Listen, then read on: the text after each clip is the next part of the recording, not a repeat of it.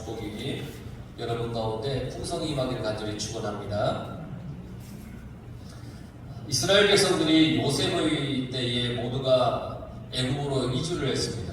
그렇죠? 요셉이 애굽의 총리가 되었을 때 그 이유는 이스라엘 땅의 가뭄이 심해서 살기 어려워졌고, 또 요셉이 애굽의 총리가 되었고, 이 모든 것이 하나님의 섭리 가운데 있었던 것이었기 때문에 이스라엘 백성들이 모두 애굽에 왔습니다. 그 후로 요셉이 죽고 애굽에도 여러 왕들이 지난 후에 이스라엘은 애굽의 노예가 되었죠.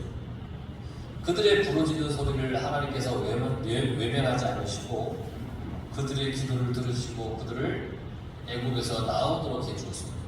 그 과정 속에서 모세라고 하는 민족의 지도자를 세우셨죠.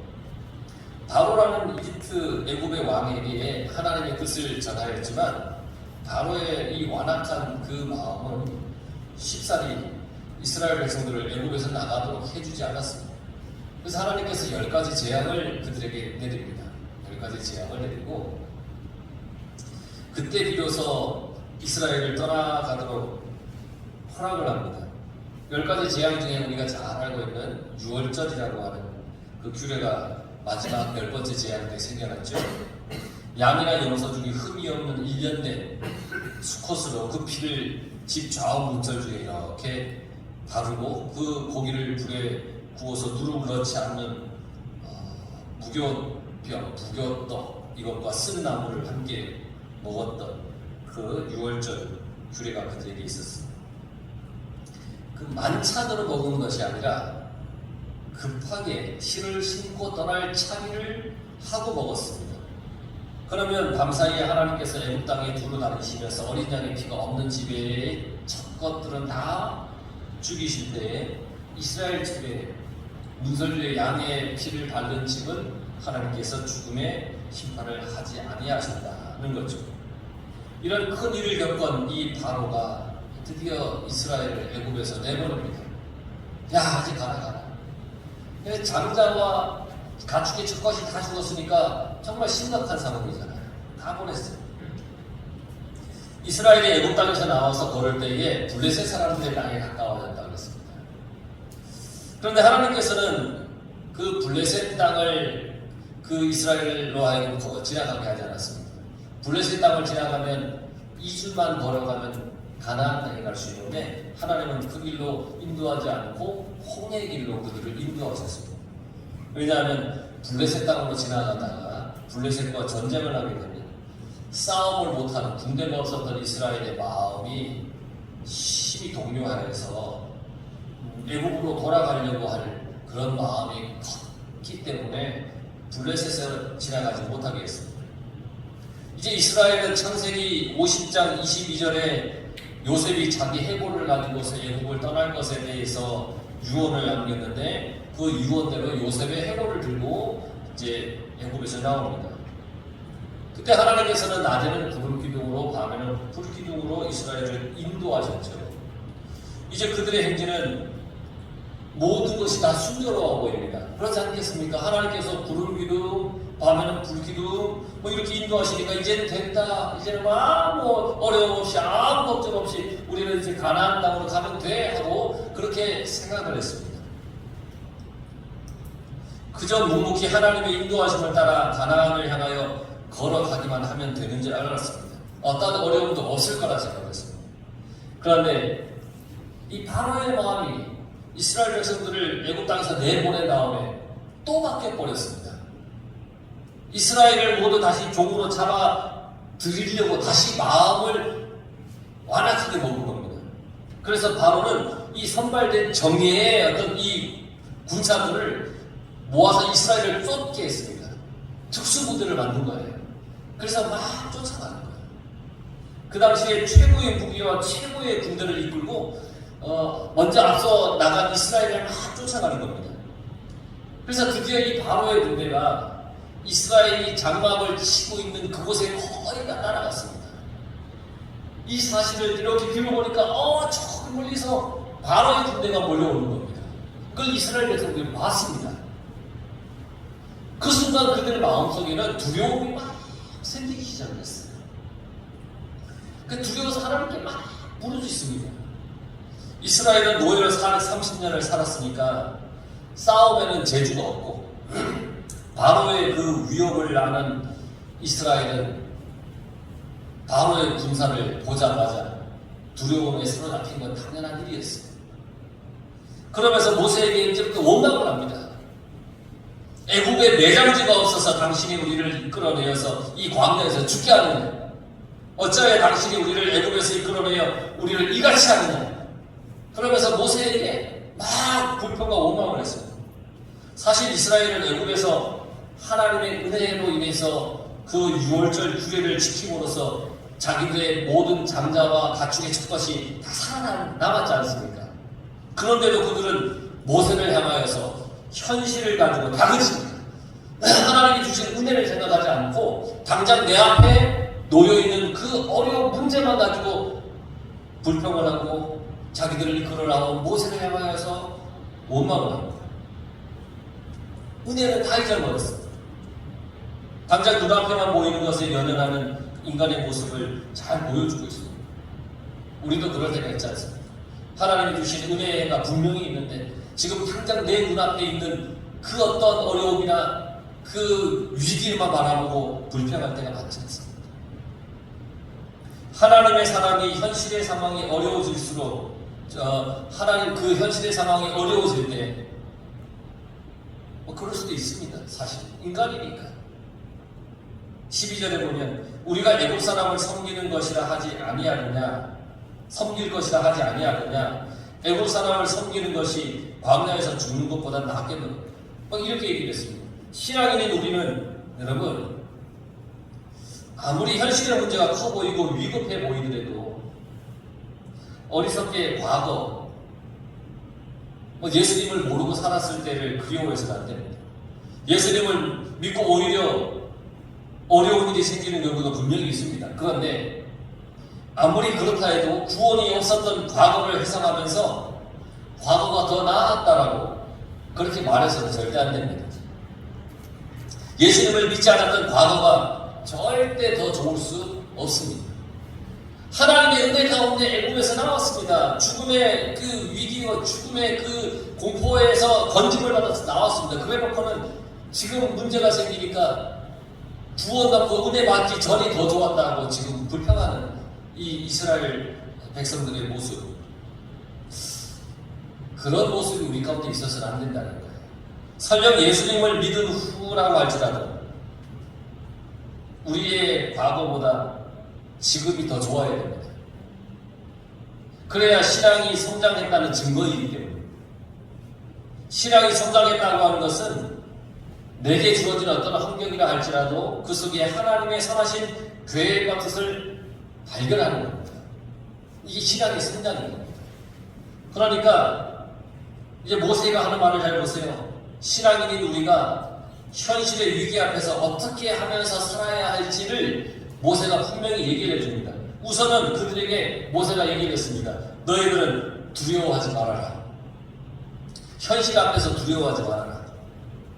두려움은 우리의 모든 자신감과 희망과 기대감을 빼앗아갑니다. 이게 두려움입니다. 두려우면 모든 희망이 사라집니다. 두려우면 모든 기대감, 자신감이 다 사라집니다. 마귀의 전략이 뭐냐면 우리에게 두려움을 주는 겁니다. 내 마음에 두려움을 주는 거예요. 이 마귀의 전략이에요. 두려움에 사로잡히면 아무리 하나님께서 내가 너와 함께하니까 괜찮아 그렇게 말씀하셔도 그 말씀이 귀에 들어오질 않아요. 두려움이 나를 사로잡고 있기 때문에. 그래서 하나님께서 모세를 통해서 여호수아에게 늘 했던 얘기가 뭐냐면 두려워하지 마라. 두려워하지 마라. 약속의 땅 가나안을 점령하기 위해서 수많은 싸움과 강한 상대를 만나야 할 텐데 두려워하지 마라. 두려움을 가진다면 이기기가 어렵기 때문에 두려워하지 마라고 하는 겁니다. 또한 두려움은 우리의 즐거움을 빼앗아갑니다. 하나님께서 우리 인생에 주신 것이 얼마나 그 기쁨과 즐거움이 얼마나 많습니까? 하나님께서 주신 하나님께서 우리를 위해 마련해 놓으신 그 놀라운 즐거운 일들이 참 많이 있습니다.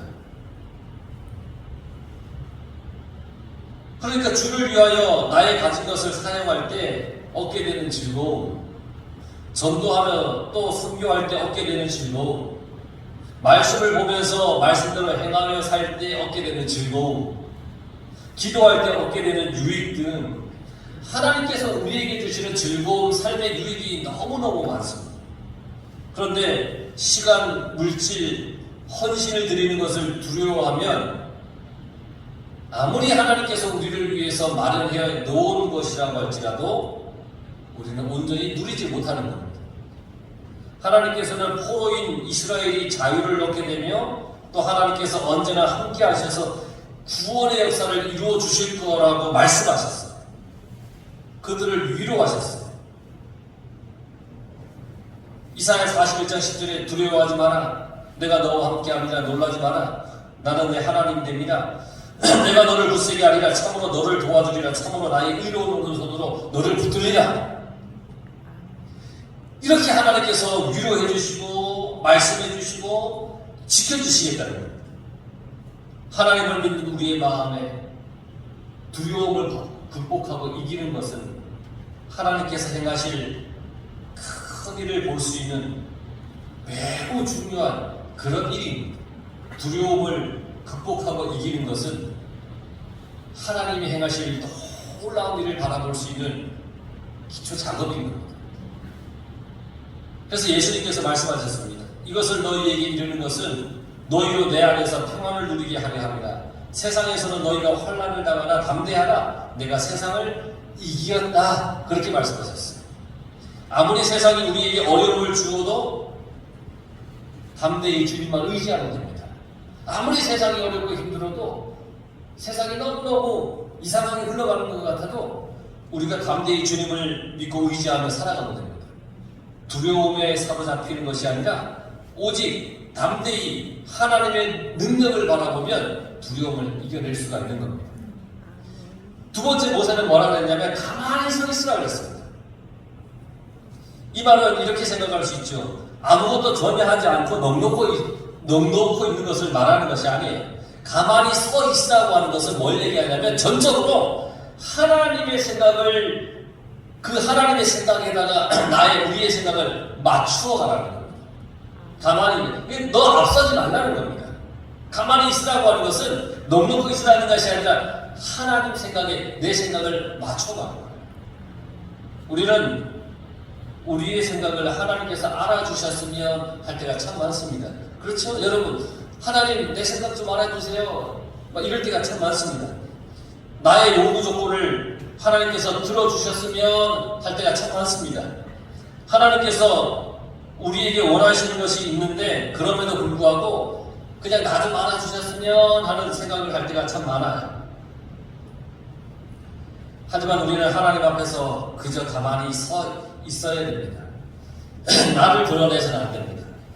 그저 하나님 하시는 것을 바라보면서 아멘 그러면 순종하며 나가야 되는 겁니다.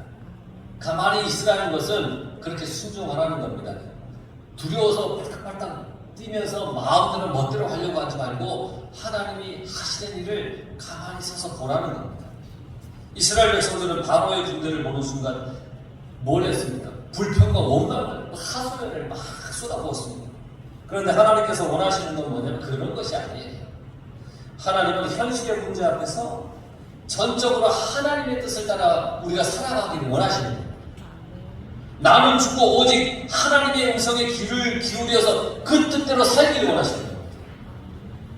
나의 처한 환경을 하나님께 아뢰는 겁니다. 문제의 해결까지 내가 하려고 나서지 말라는 겁니다. 우리가 할 일은 부르짖고 아뢰는 것이고 그 문제를 해결해 나가시는 분은 하나님이십니다. 하나님께서 명령하시는 대로 우리는 움직이면 되는 겁니다. 너는 가만히 있어라. 하나님께서 이 홍해를 가르실 것이다. 가만히 있어야 됩니다. 하나님께서 하신 일을 바라봐야 됩니다. 아닙니다. 이게 뭐가 되겠습니까? 이게 아니라 가만히 하나님께서 하실 일을 바라보면서 살아가야 되는 겁니다. 여호수아가 여리고성을 무너뜨릴 때 그저 가만히 서서 하나님께서 하라는 대로 했습니다. 여호수아가 한 일은 기도하는 것, 그리고 하나님의 명령에 따라 움직이는 것 뿐이었습니다. 기도한 후에는 하나님 앞에 가만히 서서 하나님의 명령을 들었습니다. 하나님의 음성을 들었습니다. 그리고 하나님께서 하라는 대로 했을 뿐입니다. 그래서 여리고성이 무너진 겁니다. 가만히 서 있으라는 겁니다. 하나님이 하실 걸 보라는 겁니다. 그리고 마지막으로 모세가 뭐라고 그랬느냐, 우리는 승리를 보면 된다라고 했습니다. 승리를 보면 된다. 오늘 너희를 위하여 행하시는 구원을 보라. 여호와께서 너희를 위하여 싸우시리니 너희는 가만히 있을지어다. 우리가 전적으로 하나님을 의지하고 순종하면 그 결과는 최후 승리입니다. 믿으십니까? 최후 승리. 구원의 그날까지 우리는 그저 하나님을 의지하고 순종하며 살아가면 됩니다. 이렇게 쉬운 것이 때로는 잘 되지 않을 때가 참 많죠? 쉽잖아요. 쉽잖아요. 가만히 서 있으면 돼요. 하나님께서 하라고 하는 대로 하면 돼요. 근데 이 쉬운 게 잘 안 될 때가 너무너무 많아요. 그 이유가 뭐냐면 두려움이 있기 때문이고 내 마음대로 하고 싶은 마음이 앞서기 때문이에요. 우리가 주 안에서 두려워하지 않고 하나님의 뜻을 따라 움직인다면 우리 앞에 놓인 문제를 언제든지 해결해 주시는 하나님의 은혜를 볼 수가 있습니다. 지금도 하나님은 변함없이 우리를 위해 싸우고 계십니다. 내 안에 죄의 문제로 고민하며 죄와 싸우게 됩니다. 하나님을 의지하고 하나님의 도움을 구하면 하나님께서는 항상 우리 대신 싸워주셔서 우리가 최후 승리를 할 수 있도록 승리의 자리에 앉게 해주신다는 겁니다. 누가 하나님보다 크며 하나님보다 높으며 하나님보다 능력이 있겠습니까? 크고 높고 능력이 있으신 하나님께서 나를 위해 싸워주시니까 나를 이길 자가 누가 있겠냐 말입니다. 우리의 삶의 모든 것은 하나님 손에 달려있고 하나님께서 이끌어 가시는 거예요. 이 사실을 믿으며 살아가시길 바랍니다. 그러면 우리의 삶은 즐거움과 승리가 넘치는 삶이 될 거라는 겁니다. 그런 삶을 살아야 됩니다. 2010년쯤에 칠레 산호세라고 하는 광산이 붕괴가 되었습니다. 지하 622m, 69일간 이 광부들이 매몰되어 있었습니다. 33명의 광부가 매몰되어 있었습니다. 그들이 구조되는 환호의 순간이 있었습니다. 빛이 없는 암흑의 좁은 장소에서 그들은 서로 격려하고 위로하고 규칙을 정해서 먹는 것, 운동하는 것, 이런 것들을 해왔다는 겁니다. 구조될 것이라는 확신을 가지고 그렇게 했다는 겁니다. 그리고 구조되어 나오는 사람들이 하나같이 하는 말이 하나님께서 나를 구원해 주셨습니다 라고 고백을 하더라는 거죠. 하나님께서 자신을 버리지 않으셨다는 겁니다. 그러고 보니까 그들은 지하의 이 고통의 장소에서 하나님께서 자신에게 하시는 일을 묵묵히 기다리고 있었던 겁니다. 그 안에서 그들이 할 수 있는 게 뭐가 있겠습니까? 하나님께서 하실 것을 묵묵히 기다리고 의지하고 있었다는 겁니다. 그들은 구조되어 나온 즉시 하나님께 감사의 기도를 드렸습니다. 절망으로 가득 찰 수밖에 없는 상황이었지만 그들을 붙잡고 있었던 것은 강력한 하나님의 손길이었습니다. 그래서 그들은 희망을 버리지 않았습니다. 하나님의 손길이 나를 붙잡고 있으니 여러분 희망을 가지고 살아가시길 바랍니다. 물론 처음부터 그러진 않았을 거라 생각합니다. 하지만 더 이상 스스로의 힘으로 살아갈 방법을 찾지 못하는 순간 그들은 완전히 하나님의 손에 자신들을 맡겼을 겁니다. 아무리 극한 상황이라 할지라도 하나님의 강한 힘을 믿는다면, 하나님께서 해결해 주실 것을 믿는다면 그저 우리는 하나님을 바라봐야 됩니다. 너희는 가만히 있어서 오늘 너희에게 구원을 베푸실 하나님을 바라봐라. 내가 할 수 있는 것이 아니라 하나님께서 해주시니까 내가 하게 되는 겁니다. 우리는 나의 힘이 아니라 하나님의 힘으로, 하나님의 인도함으로 그렇게 살아가는 사람들입니다. 하나님께서 하시는 일로 인해서 우리는 늘 행복하고 승리하고 평안할 수가 있는 겁니다. 그러니 여러분, 모든 것을 하나님께 맡기며 살아가시길 바랍니다. 그러면 평안해집니다. 하나님께 모든 것을 의지하면 평안해집니다. 승리하게 됩니다. 하나님의 보호함을 받게 되는 겁니다. 여러분, 그러한 삶을 모두가 살아가시길 간절히 축원합니다.